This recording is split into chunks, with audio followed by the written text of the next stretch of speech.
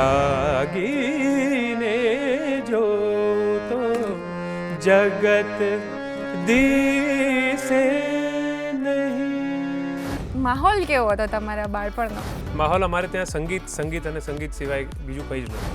પણ પપ્પા અને હેમા પાસેથી સૌથી મોટી શીખ એ નોન મ્યુઝિકલ શીખ મળી છે. કલાકાર ગમે તેવા તમે બનો, પણ માણસ સારા નહીં બનો તો મજા નહીં. દશે દિશા સ્વયં આસપાસ ચાલે છે.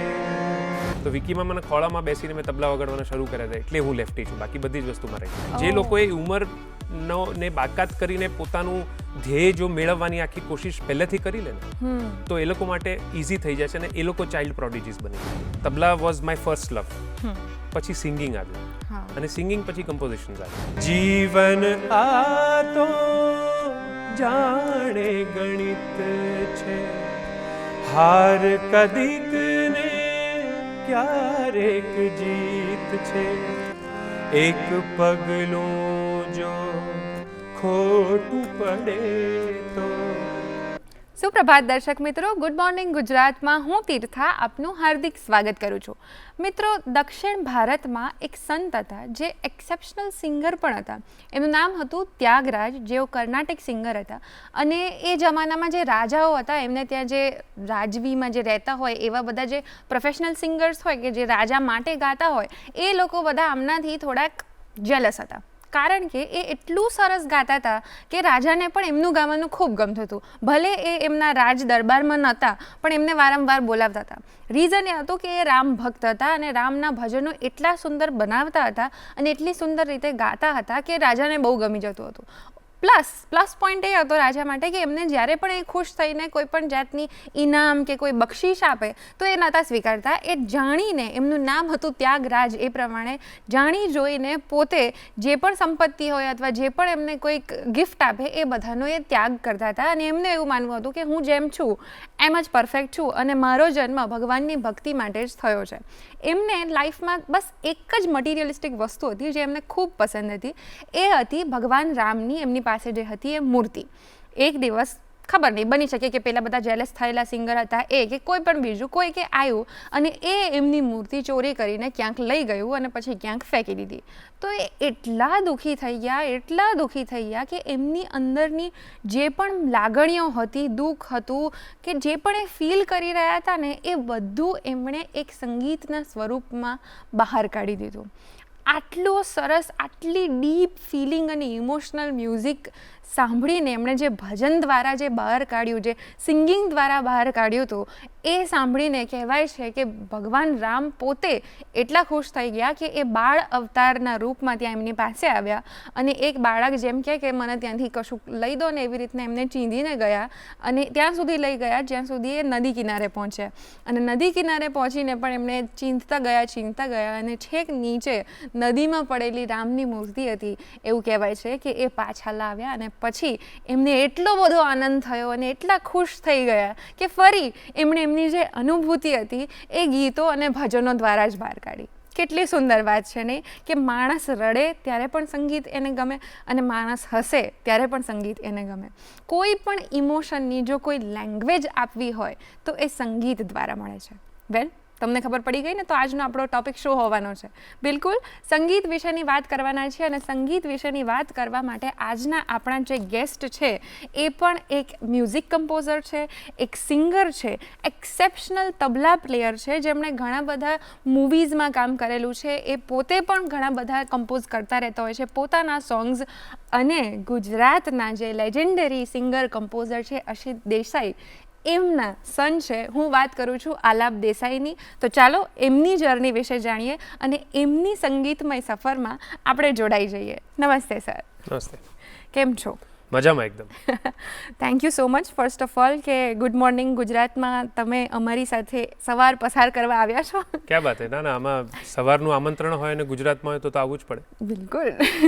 બસ, તો સરસ મજાની સવારે આપણે ભેગા થયા છે. તો શરૂઆતમાં પહેલાં જો કોઈ એક પ્રભાતિયું અમને સંભળાવશો તો દર્શક મિત્રોને ખૂબ આનંદ આવશે. ચોક્કસ સંભળાવું. નરસિંહ મહેતાનું જ એક પ્રભાતિયું છે. બિલકુલ. જાગીને જો તો જગત દિશે નહીં, ઊંઘમાં અટપટા ભોગ ભાસે, ચિત્ત ચૈતન્ય વિલાસ તદ્રૂપ છે, બ્રહ્મ લટકા કરે બ્રહ્મ પાસે, જાગીને જો તો જગત દિશે વાવ, પરફેક્ટ નોટ પર આપણે સ્ટાર્ટ કર્યો છે. જી. પરફેક્ટ એકદમ સંગીતમય એપિસોડ રહેવાનો છે અને સરસ મજાનું સંગીત સાંભળીને ખૂબ આનંદ થાય છે. આભાર. Thank you so much. અને શરૂઆતથી જ આપણે શરૂઆત કરીએ તમારી જર્નીની પણ. જી. તો તમે ઓલરેડી એક મ્યુઝિકલ ફેમિલીમાં બોર્ન થયા છો, તો તમારું બાળપણમાં મ્યુઝિક સંકળાયેલું જ હશે. બિલકુલ. તો માહોલ કેવો હતો તમારા બાળપણનો? સરસ વાત તમે શરૂ કરવા માટે કરી કે માહોલ અમારે ત્યાં સંગીત અને સંગીત સિવાય બીજું કંઈ જ નહોતું. કોઈ પણ ફાઇનાન્સની કે સ્ટોકની કે મ્યુચ્યુઅલ ફંડની કે શેર્સની કોઈ વાત નહોતી થતી. કદાચ બી થતી હોય તો કદાચ ક્રિકેટની થતી હશે, પણ હું એટલો બધો નાનો હતો કે મને એ પણ નથી ખબર. પણ ધ અર્લીએસ્ટ મેમરી ઇઝ કે હું હેમા કે પપ્પા મને તેડે જ્યારે ખોળામાં, ત્યારે હું એટલો નાનો હતો કે એ લોકોના માથા પર પણ હું તબલા વગાડવાની ટ્રાય કરતો. તો ત્યાંથી આ જર્ની શરૂ થઈ છે એવું કહેવાય. અચ્છા. પણ આઈ વોઝ અબાઉટ 3 ઓકે. અને ત્યારથી એ લોકોએ જોયું કે મને રસ મ્યુઝિકમાં હતો, તબલામાં હતો, તાલમાં હતો, રિધમમાં હતો. ઓકે. એટલે આઈ થિંક શરૂઆત અને માહોલ, અને ઘરે જે લોકો આવતા કે જતા એ લોકો કવિ હોય, કાં ગીતકાર હોય, કાં ગાયક હોય, કમ્પોઝર હોય, ડાન્સર હોય, એટલે આવા જ લોકોની વચ્ચે મારો ઉછેર થયો છે. એટલે ખૂબ જ સંગીતમય માહોલ હતો.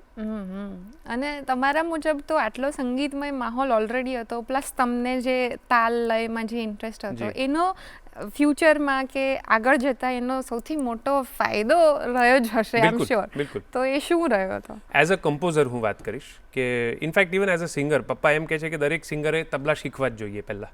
ઓકે. અને કહે છે કે તમારો તાલ પાકો થાય તો તમારા સૂર પછી એના ઉપર ચઢે. અચ્છા.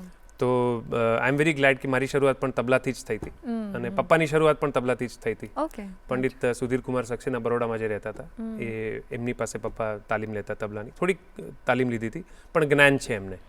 એટલે એ પણ જ્યારે કમ્પોઝ કરે ત્યારે એમના ગીતોમાં પણ તમને લય અને તાલબદ્ધ જે વાતો છે તે તમને ખ્યાલ આવે. એવી રીતે જ મારા કમ્પોઝિશન્સમાં પણ. અને હું ડાન્સ માટે પણ ઘણું કમ્પોઝ કરું છું. અચ્છા. તો કથક હોય, ભરતનાટ્યમ હોય, તો એમાં પણ મારી તાલની જે થોડીક સૂઝ સમજ છે એને હું વાપરી શકું છું. હા, ઓબ્વિયસલી એ હેલ્પફુલ તો રહી છે કે બીકોઝ રિધમ પર જ આખી વર્લ્ડમાં પણ એવું કહે છે કે આખું જે યુનિવર્સ છે એ પણ એક લય પર બેઝ છે, રિધમનો આસ્પેક્ટ છે, પાર્ટ છે. તો એ ઓબ્વિયસલી બહુ જ જરૂરી રહ્યું હશે અને છે જ.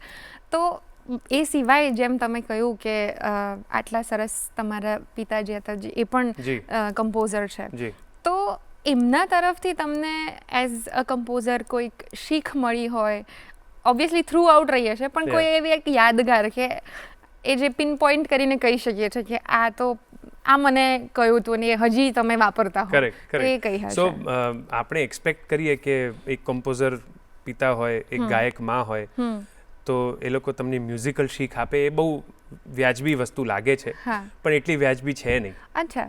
અને એમાં મજા એ છે કે પપ્પા સાથે એકે દિવસ હું હાર્મોનિયમ કે ગીત લઈને બેઠો નથી.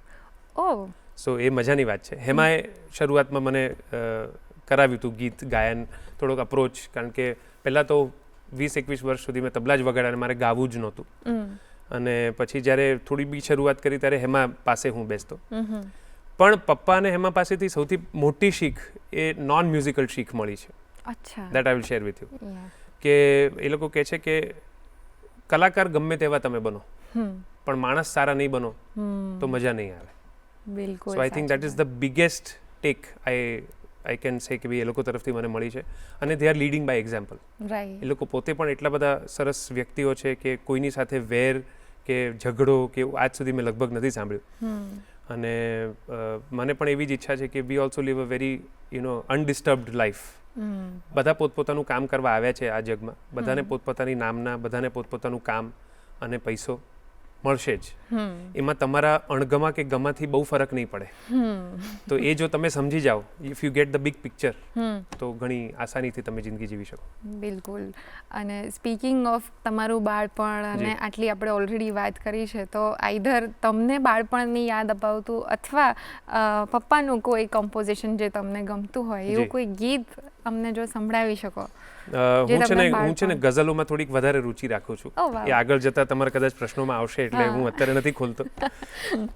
પણ પપ્પાની મને પહેલેથી અમે લોકો ઘરમાં ગઝલો જ વધારે સાંભળતા. એટલે ગુલામ અલી ખાન સાહેબ અમારા ઘરમાં 24 કલાક વાગતા જ, અને હજી પણ હું સાંભળું તો ગુલામ અલીજીને જ સાંભળું છું.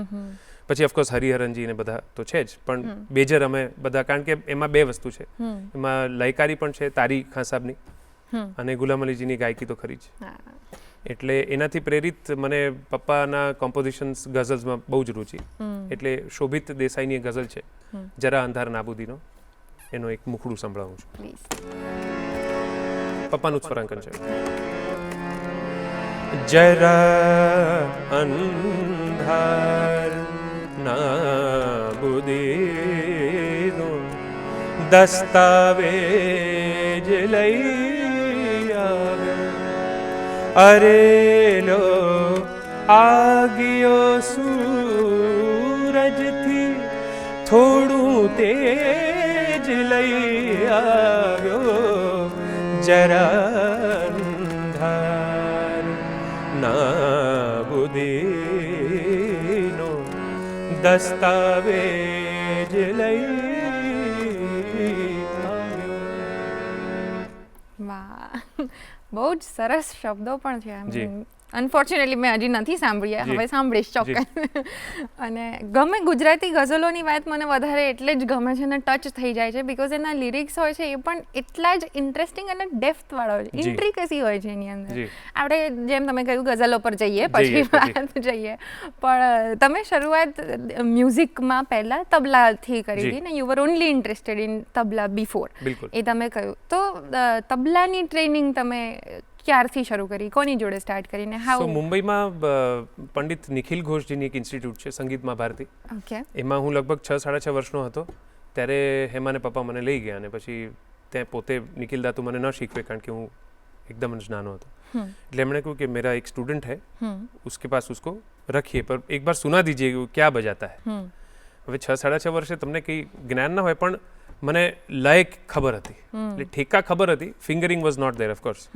એટલે એમણે કહ્યું કે કુછ બજાવો, એટલે હું પાછો લેફ્ટી છું તબલામાં. અચ્છા. I am not a રાઇટી.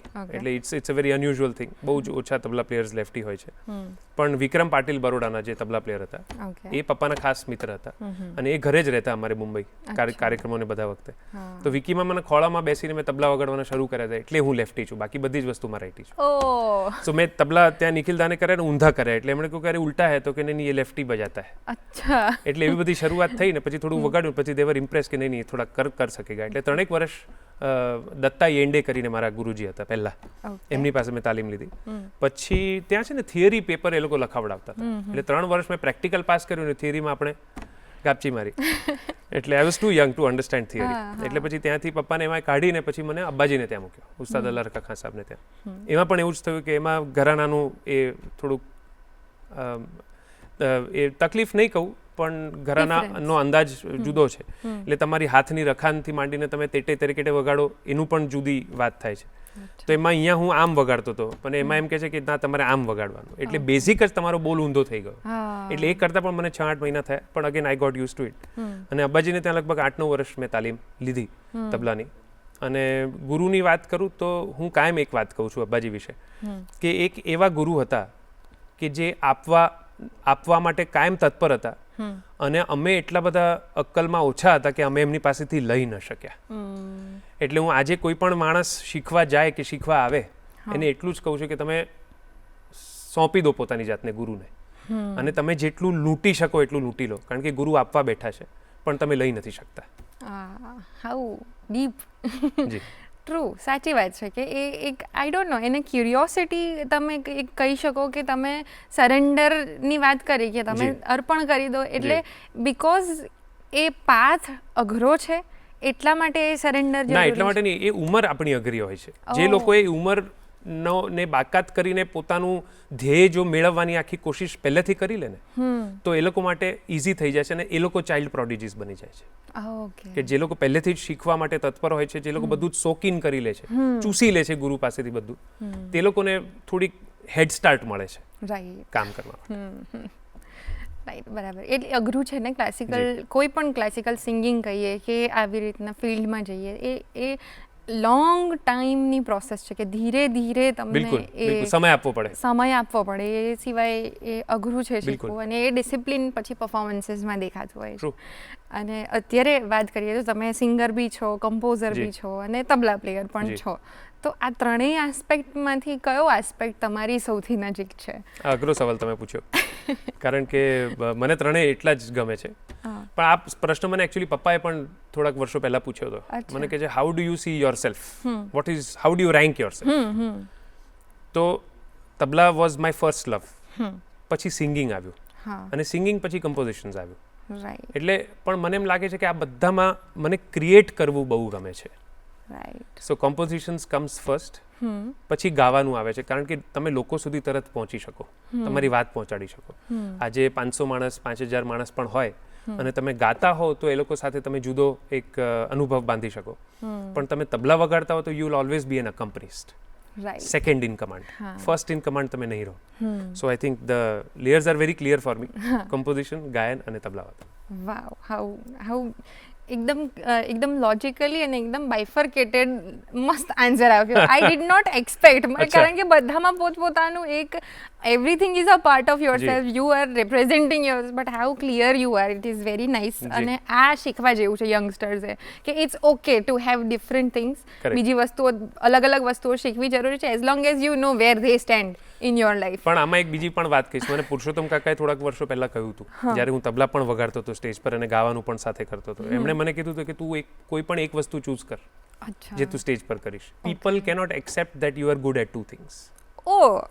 This is what he told me. Right. તમે એમ જોશો તો રૂપકુમાર રાઠોડજી, જે ગજબ તબલા વાદક છે, હજી પણ છે, પણ એમણે ગાવાનું ચાલુ કર્યું પછી એમણે તબલા પર નથી ફોકસ કર્યું. So that is also something to think about કે તમે કમ્પોઝિશન અને ગાયન કરી શકો તો લોકો એક્સેપ્ટ કરશે, પણ તમે તબલા વાદન અને ગાયન કરશો તો કદાચ લોકો એક્સેપ્ટ નથી કરતા. અચ્છા, ઓકે. ઇન્ટરેસ્ટિંગ આસ્પેક્ટ છે. હજી વધારે ફિલ્ડ વિશે, તમારી જર્ની વિશે અમારે જાણવું છે, પણ અત્યારે સમય થઈ ગયો છે એક બ્રેકનો. તો દર્શક મિત્રો, મળીએ ગુડ મોર્નિંગ ગુજરાતમાં એક નાનકડા વિરામ બાદ. વિરામ બાદ આપ સૌનું ફરીથી સ્વાગત છે ગુડ મોર્નિંગ ગુજરાતમાં. આજે આપણી સાથે છે મ્યુઝિક કમ્પોઝર, સિંગર અને તબલા વાદક આલાપ દેસાઈ. એમની જર્નીની આપણે વાતચીત કરતા જ હતા અને હજી એમના લાઈફ વિશેની વાતો હવે કરીએ. તો ચાલો, આપણે વાત કરી ગુરુઓની, ગુરુજનોની અને એમને આપેલી શીખની, અને પછી how did that transform you.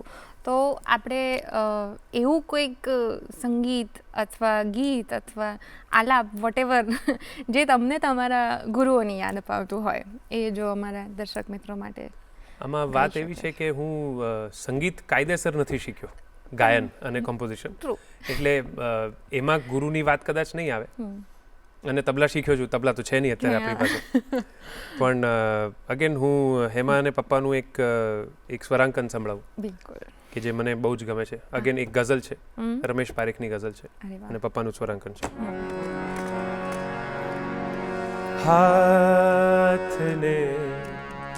હાથને ચીરો તો ગંગા નીકળે, હાથને ચીરો તો ગંગા નીકળે, છેવટે એ વાત અફવા નીકળે,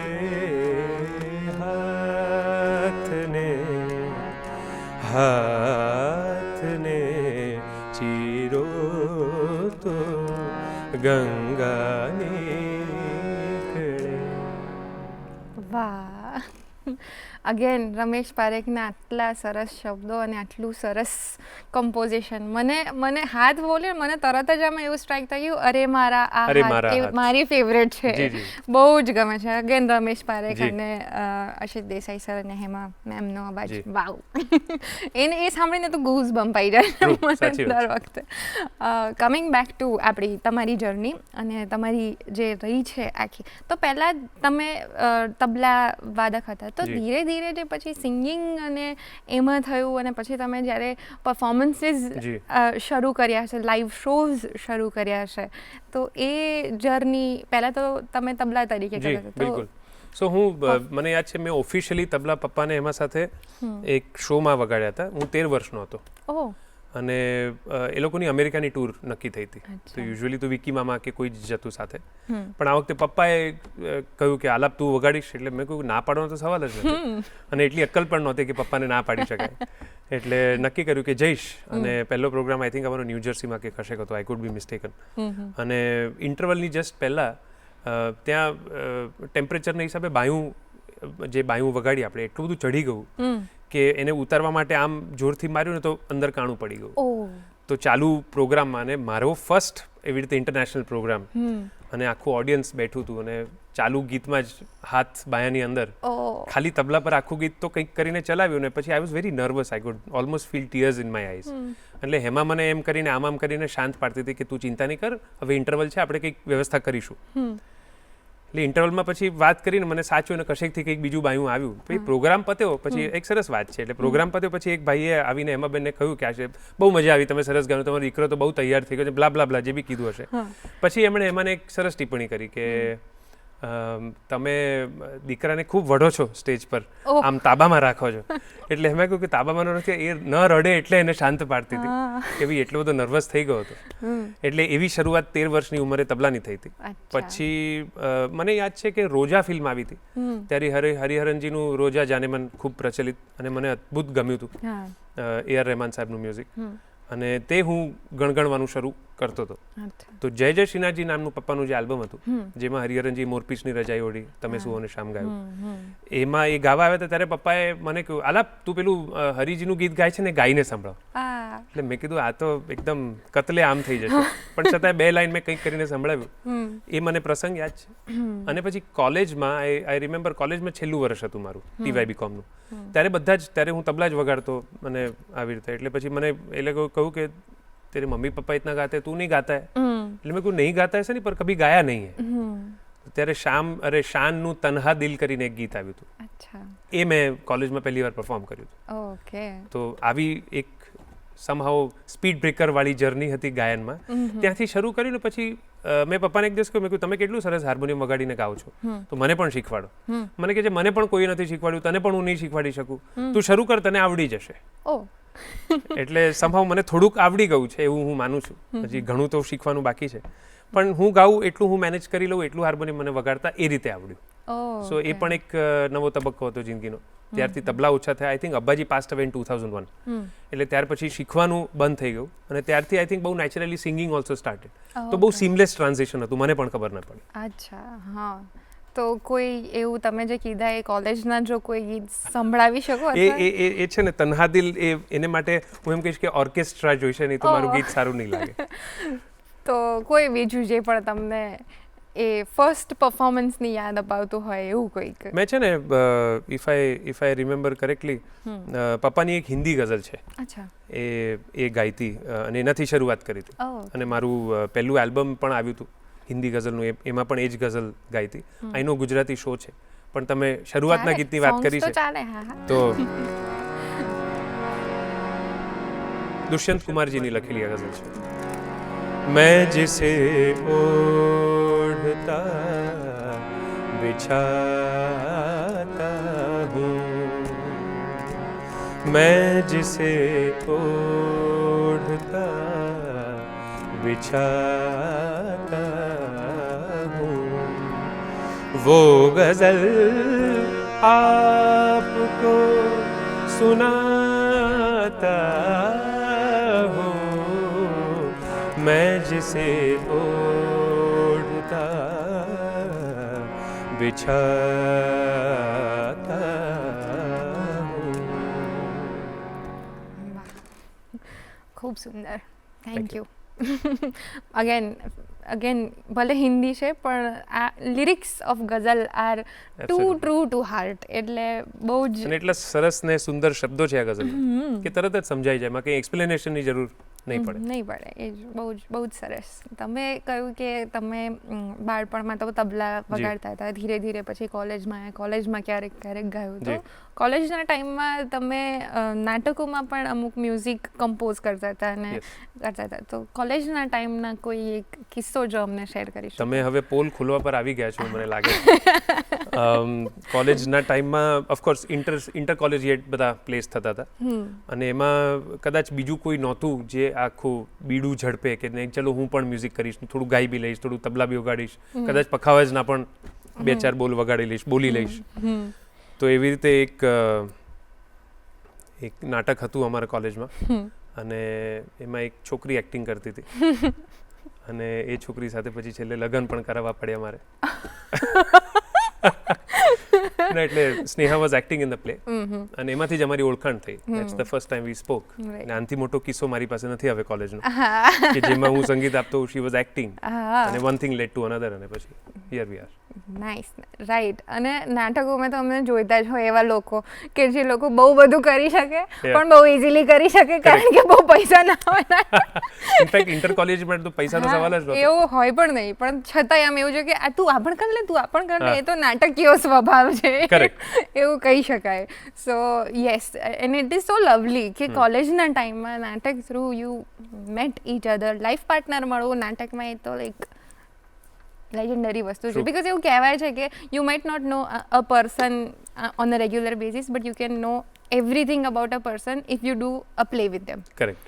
એટલે that truly happened with you. Absolutely.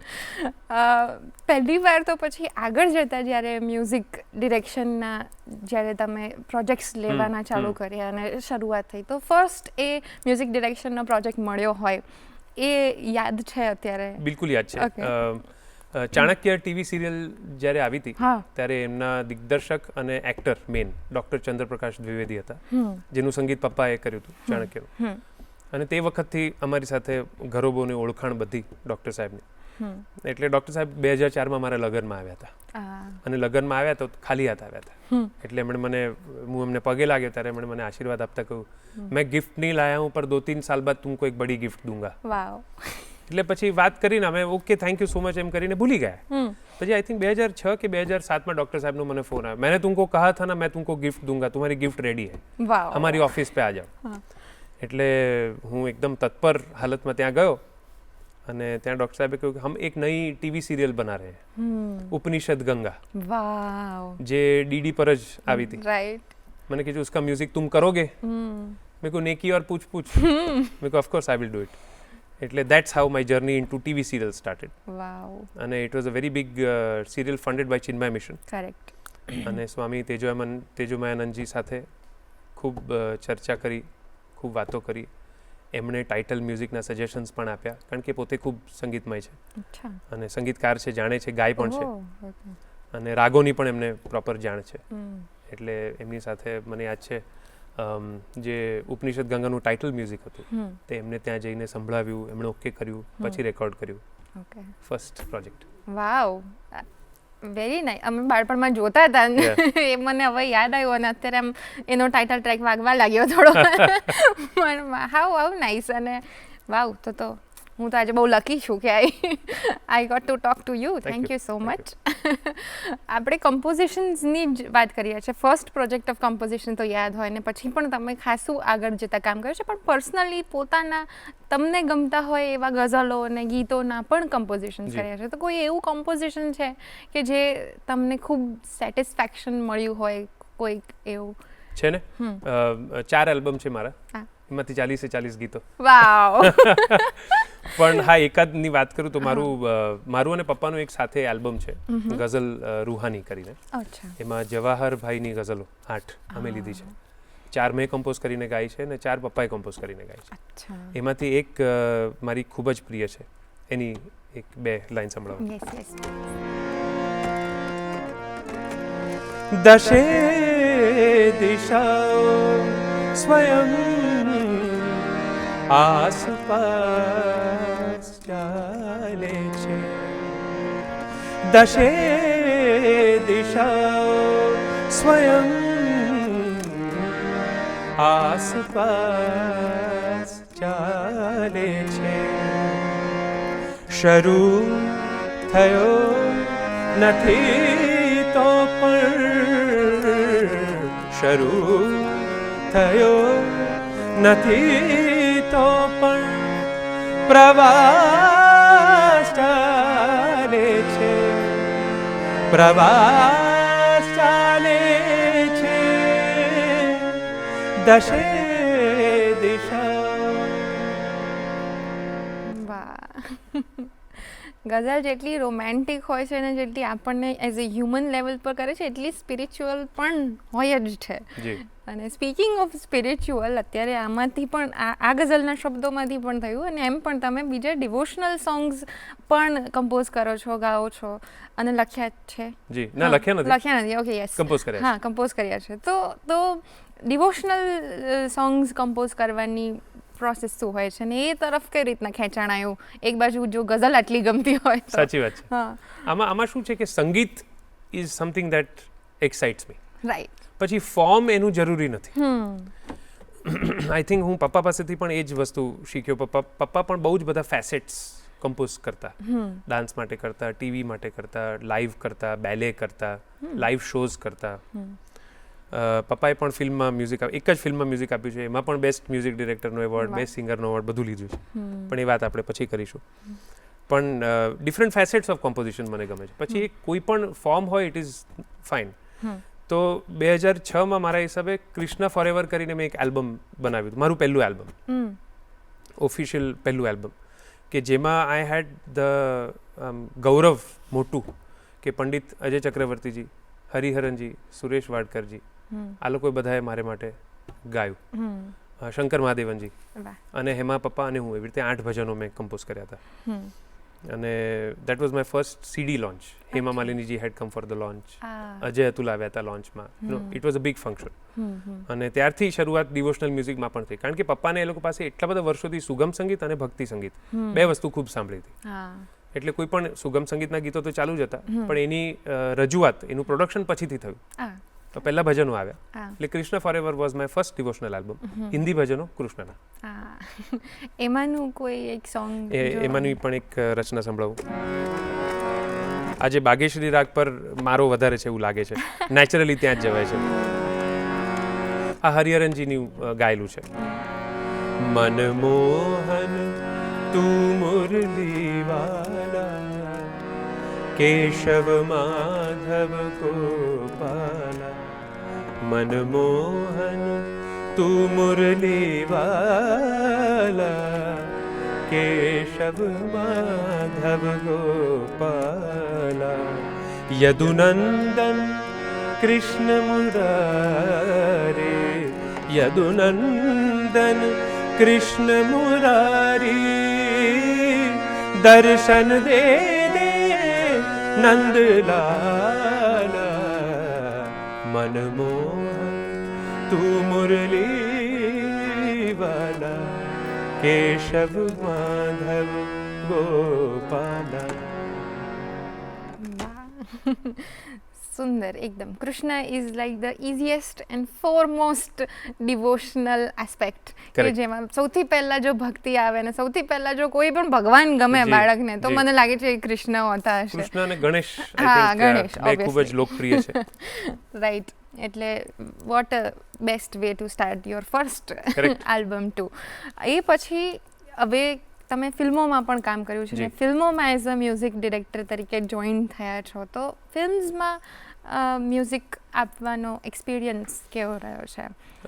મેં અત્યાર સુધી 2 ગુજરાતી ફિલ્મ, 1 મરાઠી ફિલ્મ અને 2 હિન્દી ફિલ્મ્સમાં અમુક પાર્ટ્સમાં સંગીત કર્યું છે. The experience has been 50-50. મજાની વાત કે મરાઠી લોકો are pretty set on their language, કારણ કે એ લોકોને એવું હોય છે કે પોતાની ભાષાનું મહત્ત્વ એ લોકોને ખૂબ હોય છે, જેમ આપણે ગુજરાતીઓને પણ હોય છે અને હોવું જોઈએ. સો એ લોકો બહારના લોકોને બહુ જ પ્રમોટ ન કરે હમ કે ભાઈ ગુજરાતી માણસ આવીને મરાઠી ફિલ્મનું સંગીત કરે તો એ લોકોને ખટકે. હા આપણે એટલા બધા એક્સેપ્ટિંગ છીએ એઝ ગુજરાતીઝ કે આપણને અંગ્રેજી માણસ પણ ગુજરાતી ફિલ્મનું મ્યુઝિક કરશે તો આપણને ગમશે, આપણે એને વધાવી લઈશું. હા પેલા લોકો કદાચ વધાવશે નહીં હમ પણ સાચવી લેશે. હા તો મને સાચવી લીધો હતો હા એવું હું કહીશ. તો મરાઠી ફિલ્મનું મ્યુઝિક કર્યું હતું એમાં જે ડિરેક્ટર હતા એમણે મને 2 ગીત કરવાના આપ્યા હતા. ઓકે 2 જ ગીત હતા ફિલ્મમાં. એક ડ્યુએટ હતું હમ જેના મેં લગભગ 9 વર્ઝન એ લોકોને સંભળાવ્યા ઓહ અને 8 વર્ઝન સુધી દેવર નોટ હેપી નહીં હમકો એ નહીં જમ રહા હૈ. અચ્છા એટલે પછી હું પણ નર્વસ થઈ ગયો. મેં કીધું ભાઈ આ આગળ નહીં ચાલે. મેં કીધું હવે કેટલા વર્ઝન અને સૂઝવું પણ જોઈએ ને સારું પણ લાગવું જોઈએ અને કેચી પણ હોવું જોઈએ. પાછો ભાષાનો એક વચ્ચે સ્પીડ બમ્પ આવી જાય કે તમને એટલે પછી 9મું વર્ઝન એ લોકોને ગમ્યું. પછી જે બીજું ગીત હતું તે મેં એમને કીધું મેં એક ही वर्जन दूंगा और वो फाइनल होगा और वो सोनू जी गाएंगे. ये हद સુધી મેં એમને કીધું કે જો ऐसे कैसे तुम बोल सकते हो. મેં કહ્યું आप देखिए मैं बोल रहा हूँ तो कुछ होगा. એટલે એનું એક જ કોમ્પોઝિશન થયું. એમને સંભળાવ્યું. એમની પાસે ઓપ્શન જ નહોતું કે રિજેક્ટ કરે. એટલે સંભળાવ્યું અને we got Sonu નિગમજી to sing. Okay અને મજાની વાત એ છે કે ફિલ્મ રિલીઝ થઈ 15 દિવસ ચાલી થિયેટરમાં, વધારે ચાલી નહીં અનફોર્ચ્યુનેટલી. વેરી ગુડ ફિલ્મ પણ સમાવ એનું ટાઈમિંગ નહોતું જામ્યું બરાબર. અને હમણાં છેલ્લા 2 વર્ષ પહેલા જ્યારે 2020ના એવોર્ડ્સ અનાઉન્સ થયા, નેશનલ એવોર્ડ્સ, એમાં Sonu ji won best singer for that song. Yes એટલે interesting trivia for that song. અને ઇન જનરલ ફિલ્મ્સમાં કમ્પોઝ કરવાની મજા આવે છે પણ આમાં શું છે કે તમારે એક સ્ટોરીને એક સીનને સેટ થઈને તમારે કમ્પોઝ કરવું પડે. એટલે એને માટે તમારી પાસે એટલી બધી છૂટ થોટની નથી હોતી. You have to go by their thought. Correct. એટલે એમાં સહેજ બંધન લાગે છે, મજા આવે છે પણ ઇટ્સ નોટ લાઈક કે તમને ઈચ્છા થઈને તમે ગઝલ બનાવી દીધી, તમને જે ગમે તે રાગમાં જે લયમાં, એવું નથી. એ લોકોને ગમે એ પણ જોવાનું. Right right. તો આ જે તમે વાત કરી કે અત્યારે જે બીજું વાળું કમ્પોઝિશન હતું એ જો તમને યાદ હોય એમાં છે ને મરાઠી શબ્દો છે ને હું મરાઠી ખોટું જ ગાઈશ એટલે વી વિલ સ્કીપ ધેટ પણ we'll go to the next. તો કોઈ પણ તમારી આટલી ફિલ્મ્સમાં જ્યાં પણ તમે કોઈ બી સોંગ, કોઈ એક ફિલ્મની ગીત જો ઓકે શેર કરી શકો તો નટ સમ્રાટ કરીને મારી જે ગુજરાતી ફિલ્મ આવી હતી, પહેલી મારી ફિલ્મ જેમાં મેં સંગીત કર્યું હતું, એમાં એક ગીત ડ્યુએટ મેં શ્રેયા ઘોષાલજી સાથે ગાયું હતું, ઝટ જાઓ ચંદન હાર લાવો. એનું વર્ઝન અમે લોકોએ કર્યું હતું. વાવ. સો એ બહુ યાદગાર પળ છે. અને પછી એક ગીત મેં સોલો જે ટાઇટલ હતું કે જીવન આ તો જાણે ગણિત છે, દિલીપ રાવળના શબ્દો છે અને મારું સ્વરાંકન છે. જીવન આ તો જાણે ગણિત છે, હાર કદીક ને ક્યારેક જીત છે, એક પગલું જો ખોટું પડે તો સમય સમયનું કામ કરે છે, સમય સમયનું કામ કરે, સમય છે તેરી જાતો અરે સાવવે તેરી જાતો, જીવન આ તો જાણે ગણિત છે. આ ગીત હતું. અગેન બહુ જ સુંદર કમ્પોઝિશન છે. અને મને હવે રસ એ જાગી રહ્યો છે કે આટલા સરસ સરસ કમ્પોઝિશન્સ આવી રહ્યા છે તો એની પાછળની પ્રોસેસ શું હોય છે તમારી, કે પહેલાં કઈ રીતના ટ્રાન્સફોર્મ કરો છો કે શબ્દોથી કે લય આવે છે? ના, it's again a good question. કારણ કે હું ટ્રેડિશનલ મારી જાતને ગણું છું કમ્પોઝર. સો મને 2 વસ્તુ બહુ ગમે છે કે શબ્દો મારા હાથમાં હોય અને કોમ્પોઝિશનમાં સ્ટ્રક્ચર હોય, એટલે એક ફ્લો હોય અને એક મેથડ ટુ ધ મેડનેસ જેને કહીએ છીએ ને, કે ભલે તમે એક્સેન્ટ્રિક હો કે ભલે તમે ગાંડા હો પણ એમાં પણ એક શિસ્ત હોય, એટલે મેથડ ટુ ધ મેડનેસ. અને મને શબ્દો હોય તો મને સૂજે છે કમ્પોઝિશન. બાકી સ્વરો ભેગા થઈ જાય છે, ના નથી પાડતા, પણ I guess I have more fun when શબ્દો તમને છે ને તમને એક સૂર તરફ પ્રેરે. દરેક ગીત કે ગઝલ હોય કે ભજન હોય તો એના શબ્દો તમને કહે કે ભાઈ મને આ તરફ જવું છે, તો તમે એને દિશામાં લઈ જાઓ નેચરલી અને મીટરમાં હોવા જોઈએ શબ્દો. એ બીજી મારી એક ખાસ રિક્વેસ્ટ છે કે ઘણીવાર લોકો કહે છે કે ભાઈ મારા એક કાકા છે ને બહુ સરસ ગીત લખે છે, તમે એમનું ગીત કમ્પોઝ કરો. એટલે હું કહું કે મને ગીત મોકલો, જો મીટરમાં છે તો હું પ્રયત્ન કરીશ. એટલે મીટરમાં લયમાં શબ્દો હોવા બહુ જરૂરી છે અને શબ્દો હોવા જરૂરી છે, તો મને કમ્પોઝ કરવાની મજા આવે છે. અરે ઓકે, એટલે એકદમ જેમ તમે કીધું એમ કે ઓન પોઈન્ટ, ટ્રેડિશનલ, એકદમ ટ્રેડિશનલ. યસ. બાકી ગુજરાતી મ્યુઝિકમાં પણ તમે ગુજરાતી જેમ મૂવીમાં કર્યા ને એ સિવાય પણ ગઝલો પણ કરી છે ને એ રીતના, તો ગુજરાતી મ્યુઝિક અત્યારે ઓડિયન્સ પાસે જે રીતે પહોંચી રહ્યું છે અથવા ઓડિયન્સ જે સાંભળી રહી છે એ પણ કદાચ ઓછી થઈ રહી છે એવું કહેવાય છે. તમારું એના વિષય પર શું માનવું છે, કે ખરેખર એવું છે કે પછી એવું છે ખરું? તો રહેશે. એવું છે ખરું. આમાં બે વાત છે. હા. ગુજરાતી મ્યુઝિકના બે ફાંટા પડેલા છે. એક ફોક સંગીત છે જે વર્ષોથી ચાલતું આવ્યું છે, અત્યારે પણ ચાલે છે, અને આગળ પણ 50-100 વર્ષ સુધી એને લગભગ આંચ નહીં આવે એવું મને લાગે છે. કારણ કે એને પ્રસ્તુત કરનારાઓ પણ ગજબ હતા, અત્યારે પ્રસ્તુત કરનારાઓ પણ ગજબ છે અને ખાસી સિદ્ધિ પ્રાપ્ત કરેલ છે. એટલે ફોક સંગીતની એક જુદી જગ્યા છે. અગેન આજે હું ફોક સંગીતની જ્યાં વાતો થાય છે, કે મોટા ડાયરાઓ જ્યાં થાય છે, કે જ્યાં લોક સંગીત ફોક સંગીત ગવાય છે, ત્યાં આપણે પુરુષોત્તમ ઉપાધ્યાય કે આશિષ દેસાઈ એવું પણ કહીશું તો પણ કદાચ 5 જ માણસ ઊભા થશે. ત્યાં ફોક સંગીત અને લોક સંગીતનું એટલું બધું ચલણ છે કે એમાં સુગમ સંગીત પહોંચ્યું નથી. અને સુગમ સંગીત નથી પહોંચ્યું એનું ખાસ એક કારણ કે ભાષા. લોક સંગીતમાં ભાષા લોકોને સમજાય એવી હોય અને લોકો દ્વારા આપેલી અને લોકો બોલે એવી, બોલચાલમાં બોલે એવી. સુગમ સંગીતમાં, કાવ્ય સંગીતમાં શબ્દ પ્રધાન સ્વરાંકનો અને સૂર પ્રધાન સ્વરાંકનો, બંને સ્વરાંકનો, કે જેમાં સૂરની પણ એટલી જ મજા તમે લો અને શબ્દોની પણ એથી બી તમે વધારે મજા લઈ શકો. સો ગુજરાતી બોલતો, સમજતો, સાંભળતો, વાંચતો, ગાતો આખો વર્ગ જે 40 વર્ષ પહેલા 40 વર્ષનો હતો એ 40 વર્ષ પછી આજે 80 વર્ષનો છે. પણ 40 વર્ષનો અત્યારનો યુગ ગુજરાતી લખતો, વાંચતો, બોલતો, ગાતો નથી. સો જે ઓડિયન્સ હતું એ હવે ઘરડું થઈ ગયું છે. પણ નવું ઓડિયન્સ સુગમ સંગીત માટે નથી બિલ્ડ થયું. અને ત્રીજો ફાંટો કે લોકો હવે ગુજરાતી એટલે ગરબા એ ડિફાઇન કરી રહ્યા છે, જેનો વાંધો નથી. તમે પંજાબીમાં પણ ભાંગડા એવું તમે કહો એટલે તમે પંજાબી અઝ્યુમ કરી લો છો, પણ દરેક વખતે એવું નથી. એ લોકોમાં પણ ફોક સંગીત ઉચ્ચ કોટીનું છે અને એ લોકોમાં પંજાબીમાં ગઝલો પણ બહુ જ સરસ છે, ગીતો પણ બહુ સરસ છે. એવી રીતે આપણી પાસે પણ 3-4 ફેસેટ્સ છે ગુજરાતીના. પણ પોપ્યુલારિટીના હિસાબે, સ્ટેજ શોઝના હિસાબે, મોટી ઇવેન્ટ્સના હિસાબે, લાઇટ્સ, ટ્રસ, ઇવેન્ટ્સ, રેમ્પ્સ, એ બધાના હિસાબે ગરબા બહુ જ પોપ્યુલર છે. સો તમે મારી ઓળખાણ તમે આપો તો એકચ્યુઅલી કાવ્ય સંગીત ગઝલકાર. હવે શું કરો છો? બધું જ ગાઈએ છીએ, પણ ઓરિજિનલ ઓળખાણ કાવ્ય સંગીત કે ગઝલ કે એવું તમે કહો તો અમે ગુજરાતી તરીકે આ મારી ઓળખ છે. રાઈટ. એટલે સપોઝ જો એ ઓછી થઈ રહી છે, આપણે કહ્યું ઓલરેડી થઈ રહી છે, ને if we want to encourage youth કે પાછા આવે, બીકોઝ મેં પણ બહુ લેટ શરૂ કરી હતી. બાળપણમાં મેં નથી સાંભળ્યું સુગમ સંગીત, થોડા ઘણા 1-2 વસ્તુઓ સાંભળ્યા છે, બટ ડ્યુરિંગ ટીનેજ યર્સ મને ખૂબ ગમવા લાગે છે, પછી મેં બહુ જ સાંભળ્યા છે. એટલે એક પોઈન્ટ આવ્યો જ્યારે હું ખેંચાઈ હતી પાછી. તો એવી રીતના અત્યારના યુથને જો આપણે ગુજરાતી સુગમ સંગીત અને ગુજરાતી ગઝલોને સાથે પાછા લાવવા હોય તો કોઈ માધ્યમ છે, કોઈ? સો આમાં એવું છે કે અમે લોકો કાયમ એ વાત કરી છે કે તાળી 2 હાથે વાગશે. અમે એકલા આમામ કર્યા કરીએ તો નહીં મજા આવે. અત્યાર સુધી છેલ્લા 10-1 વર્ષમાં મેં 4-5 ગુજરાતી આલ્બમ્સ બહાર કાઢ્યા છે.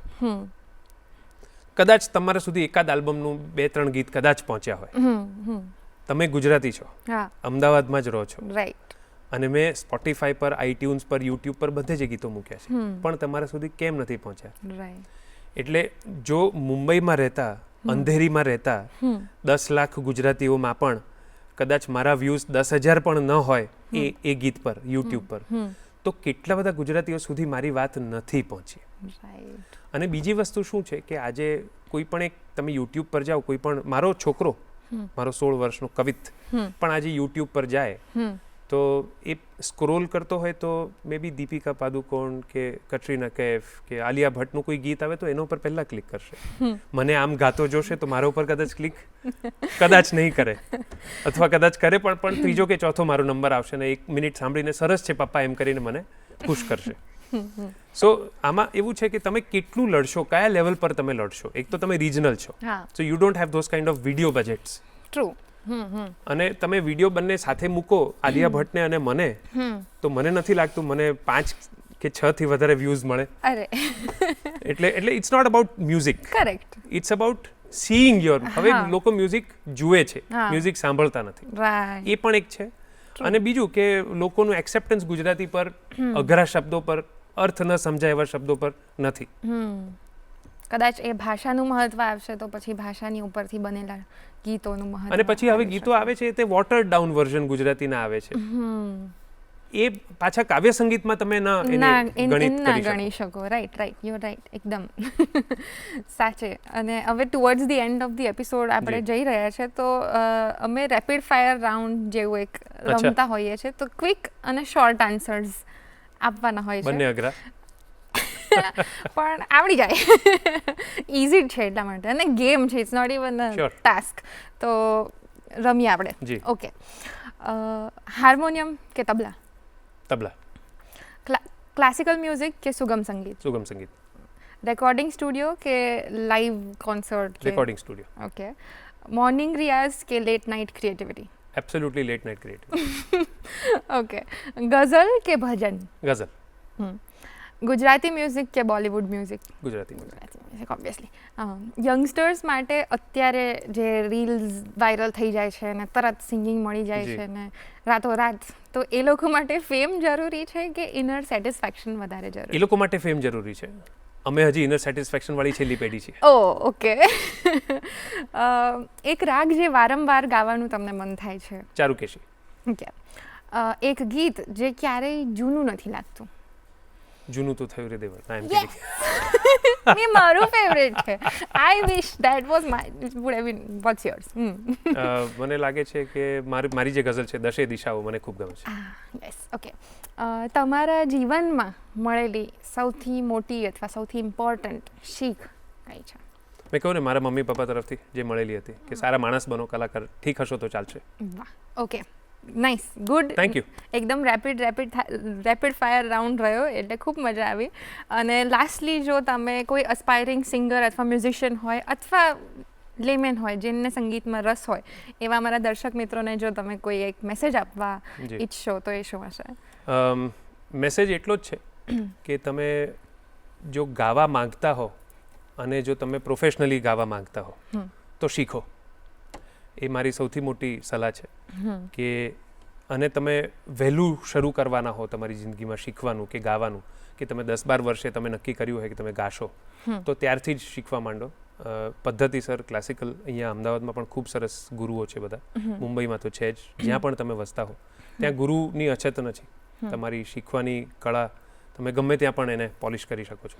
તો શીખો, અને તમે શીખશો તો પછી આગળ માર્ગ એકદમ જ કમાલ છે. વાહ, થેન્ક યુ સો મચ આટલી સરસ સલાહ આપી અને બાકી તમારી લાઈફ જર્ની અમારી સાથે શેર કરવા બદલ, આટલા સરસ ગીતો સંભળાવવા બદલ અને અમારી સાથે વાતચીત કરવા બદલ thank you so much. Thank you, it's been my pleasure. Arts two.